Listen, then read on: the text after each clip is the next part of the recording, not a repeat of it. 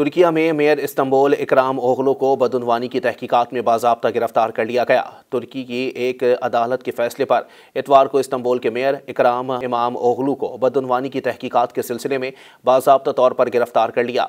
फ्रांसीसी खबर रसां इदारे AFP के मुताबिक इकराम इमाम ओगलू के एक वकील ने इस फैसले की तस्दीक की। अदालत को हिज़्ब इख्तिलाफ के मकबूल मेयर के खिलाफ दहशतगर्दी से मुतालिक दूसरी तहकीकात का फैसला भी करना है। मरकजी हिज़्ब इख्तिलाफ की जमात CHP ने एक्स पर उसे सियासी बगावत करार दिया।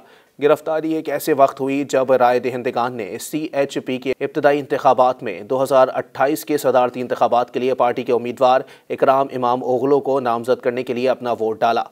तुर्क सदर रजब तैयब एर्दोगान के सबसे बड़े सियासी हरीफ और हिज़्ब इख्तिलाफ के मकबूल मेयर को बदउनवानी और एक दहशतगर्द तंजीम की मदद के इल्ज़ामात के 2 तहकीकात के सिलसिले में हिरासत में लिया गया था। इकराम इमाम ओगलू ने हफ्ते के रोज़ पुलिस को बताया था कि ये इल्ज़ामात गैर अखलाकी और बेबुनियाद हैं। मरकजी हुकूमत के इस इक़दाम के खिलाफ इस्तांबुल में शुरू होने वाले मुजाहरे अब तुर्की के 81 में से 55 से ज़्यादा सूबों में फैल चुके हैं। वज़ीर दाखिला अली यरलिकाया ने एक्स पर लिखा कि हफ्ते की रात मुजाहरों के बाद पुलिस ने 323 अफराद को गिरफ्तार किया। पुलिस ने इस्तांबुल में हफ्ते की रात मुजाहिरीन पर रबड़ की गोलियों, मिर्चों के पानी का स्प्रे और दस्ती बमों का इस्तेमाल किया, जिसके नतीजे में आधी रात को सिटी हॉल में कई लोग पनाह लेने पर मजबूर हो गए।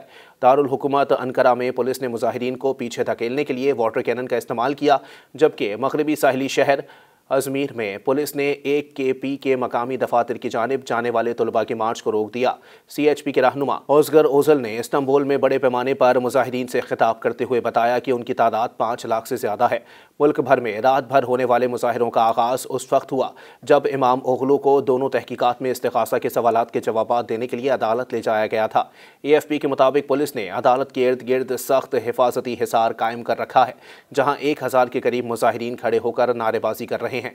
इमाम ओगलू ने अपने खिलाफ लगाए गए इल्ज़ामात की तरदीद करते हुए पुलिस को बताया था कि उनकी गिरफ्तारी से तुर्की की साख को नाकाबिले बयान नुकसान पहुंचा है।